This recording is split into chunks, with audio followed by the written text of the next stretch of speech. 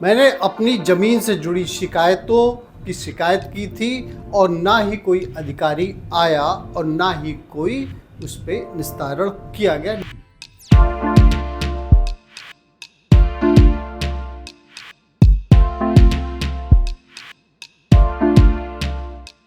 प्रशासन सबूतों को नज़रअंदाज करता है और झूठी रिपोर्ट लगाता है, दोषियों को बचाता है। मैंने अपनी ज़मीन से जुड़ी शिकायतों की शिकायत की थी और ना ही कोई अधिकारी आया और ना ही कोई उस पे निस्तारण किया गया, ना ही कोई निरीक्षण किया गया। अधिकारी लोग बार बार गलत रिपोर्ट लगाते हैं। ये सारे कमेंट्स हैं, ये कमेंट्स उस पे हैं जो IGRS पोर्टल यानी कि जन सुनवाई पोर्टल उत्तर प्रदेश जो सरकार के द्वारा लॉन्च किया गया कि लोगों अपनी शिकायत करके लोगों की समस्याओं का निस्तारण हो सके।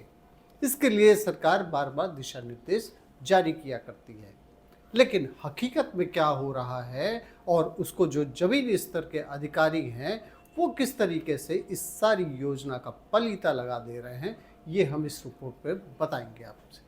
नमस्कार, मैं हूं राजीव, आप देख रहे हैं आपकी खबर। इस समय की जो खबर ये है कि सरकार इतने कड़े निर्देश जारी करती, बार बार शासनादेश आते हैं कि जो जन सुनवाई है उसके निस्तारण सही तरीके से किए जाए।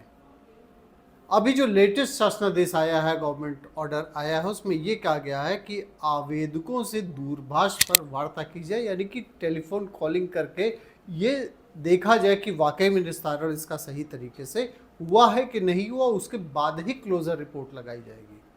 और यकीन मानिए शासन स्तर पर जो शिकायतों का जो समीक्षा किया जाता है वो बहुत बड़े पैमाने पर किया जाता है और समीक्षा में जो असेसमेंट होता है उसमें ये देखा जाता है कि कितनी शिकायतें की गई थी और कितना उसका निस्तारण कर दिया गया, और यह भी देखा जाता है कि फीडबैक कितने को आया। इसीलिए ये सिस्टम बनाया गया कि अधिकारी जो है फ़ोन कॉल्स करके उसके बाद में फीडबैक करें।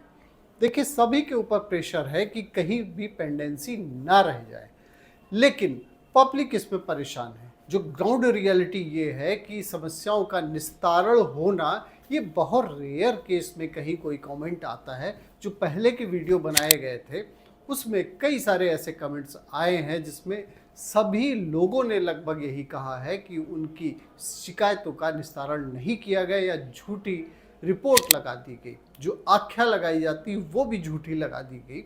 ऐसे कई सारे कमेंट्स आए हुए हैं।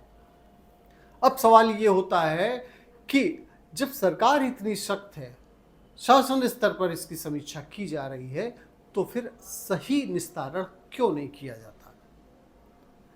देखिए, उसमें एक फीडबैक का सिस्टम दिया गया है, लेकिन जो इसमें कमेंट्स आए हैं उसमें यह भी कहा गया है कि फीडबैक पर भी जो है उसमें खेल कर दिया जाता है।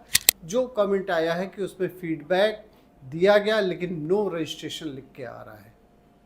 अब आप ये सोचिए, किसी के पास में क्या माध्यम है, जो कॉमन पीपुल है जिसकी अपनी समस्या है, वो अगर सीधे मुख्यमंत्री तक इस पोर्टल के माध्यम से कह रहा है, यकीन मानिए कि ये जो सिस्टम बना है ये वाकई बहुत अच्छा है।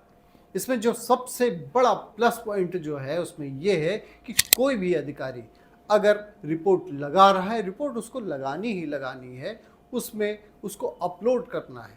इसी से आपको पता चल जाता है कि आपकी शिकायतों का निस्तारण सही तरीके से हुआ या गलत तरीके से हुआ, क्या हुआ ये पहले आपको पता ही नहीं चलता था। अब कम से कम आपको ये तो पता चल जा रहा है कि आपकी समस्या का निस्तारण हो चुका है। ये अलग बात है कि आप उससे संतुष्ट नहीं होते हैं, अगर उसके बाद में फीडबैक का माध्यम होता है, लेकिन अल्टीमेटली बहुत कम ऐसे लोग हैं जिनको न्याय मिल पा रहा है और उसमें सारी की सारी कमी पाई जाती है। जो ये समीक्षा करने वाले लोग हैं, जो निस्तारण करने वाले लोग हैं, उनकी मंशा केवल और केवल इंटेंशन उनका ये होता है कि उनके स्तर पर कोई भी पेंडेंसी न रह जाए।